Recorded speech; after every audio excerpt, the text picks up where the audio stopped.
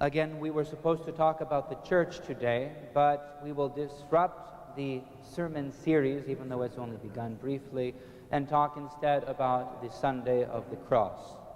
Because in these days, it is not easy to carry the cross. We think of this nation as a Christian nation. We think of our neighbors and our friends as welcoming, as friendly to us as Greek Orthodox Christians. And individually, most of the time, this is true. However,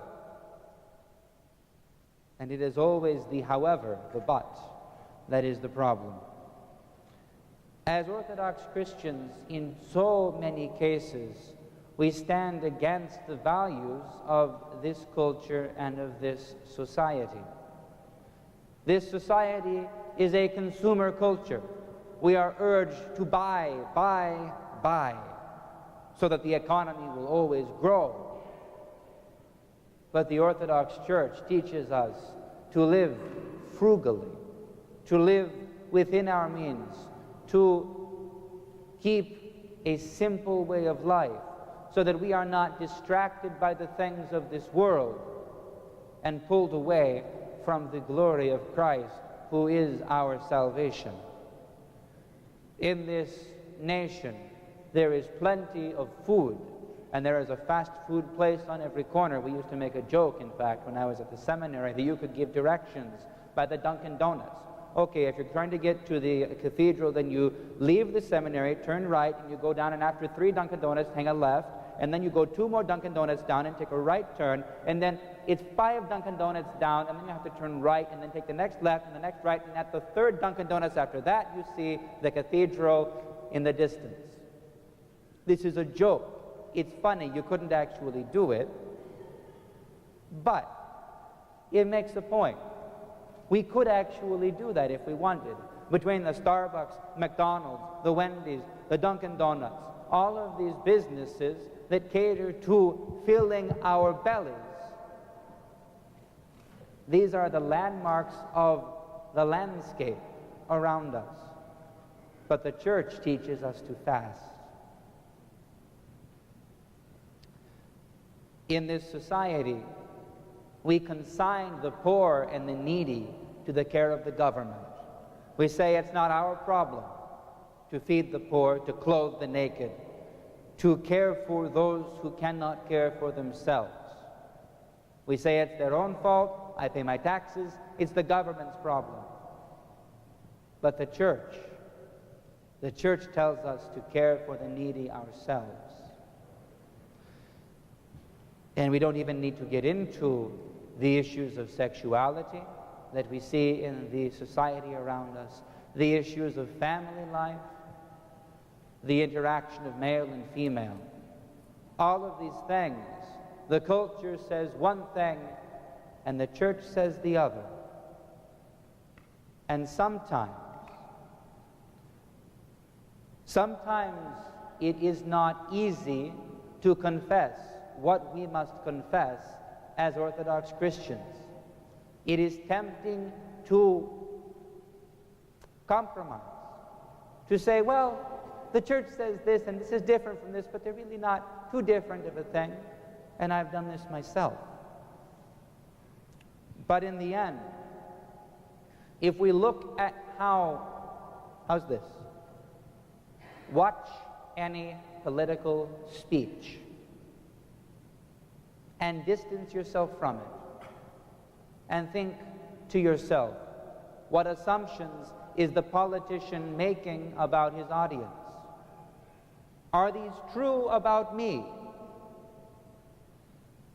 And then more importantly, by the teaching of the church, should these things that this politician assumes about me be true of me? Because very, very often, the answer is no.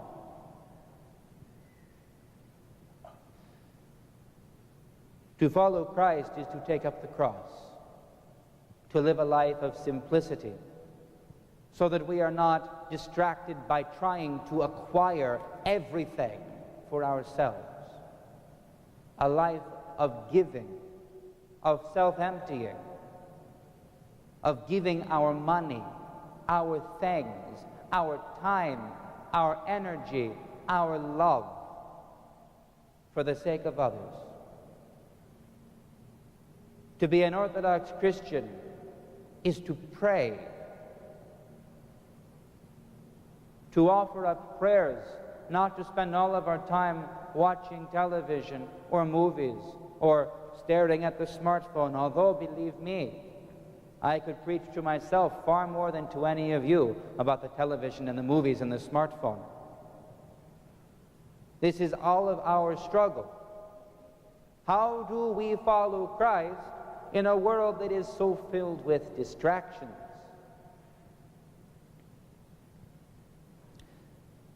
It is not easy. But I would ask you to consider this.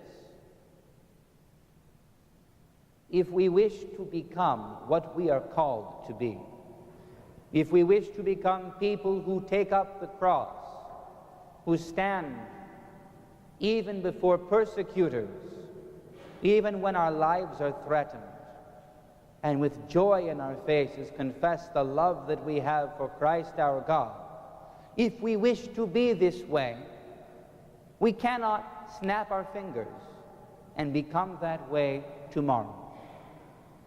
To take up the cross, to acquit ourselves worthy of the name of Christ, is not something that happens in a moment, in a day, a week, a month, or a year.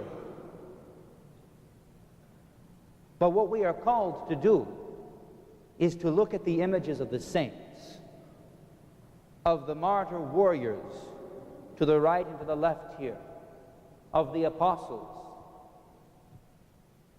of the saints, the ascetics, the emperors, the martyrs, the bishops and priests that we see in the windows and on the walls. For in them we see the model of what we want to be. If we are asked to give what is our 20-year plan, we should point to Agios Stephanos, to Saint Dimitrios, to Saint Nectarios, to Saint Antonios, to Saint Maria, or Pelagia, or Anna. This is our model. And if then we are asked how we should begin to achieve this,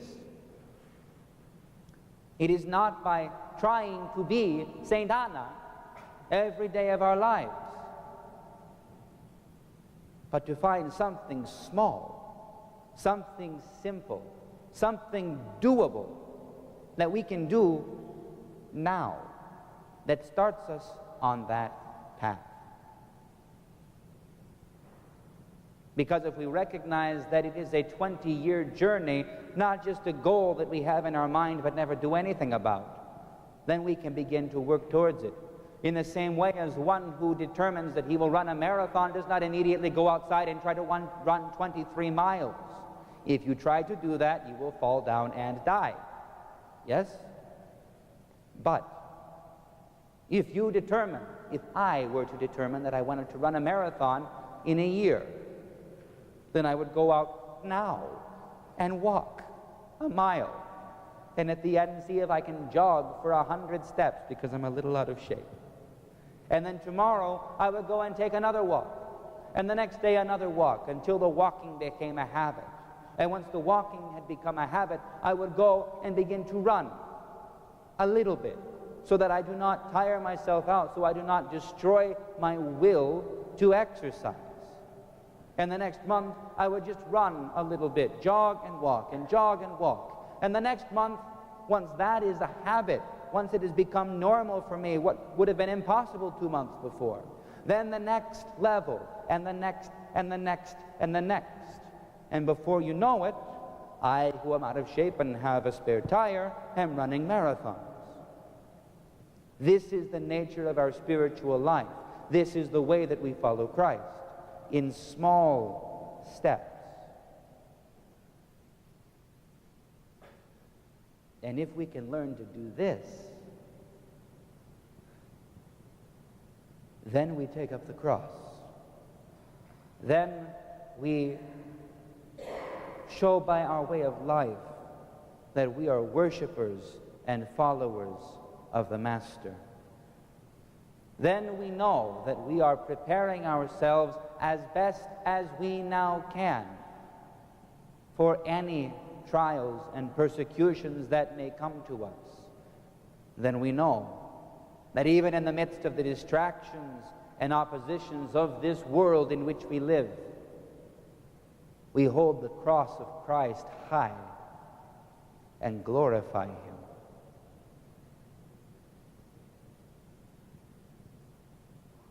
And this is all we are called to do. So on this, the feast of the Holy Cross, let us consider what is our goal. Let us reflect on what first step we might take towards it. And let us begin to walk, eventually to run, and ultimately to fly in the path of Christ. God bless you all. I pray that you have a wonderful week. One final note, and this is a little bit more just for delay than for anything else. I am thrilled by the amount of Basiliko that you all have brought.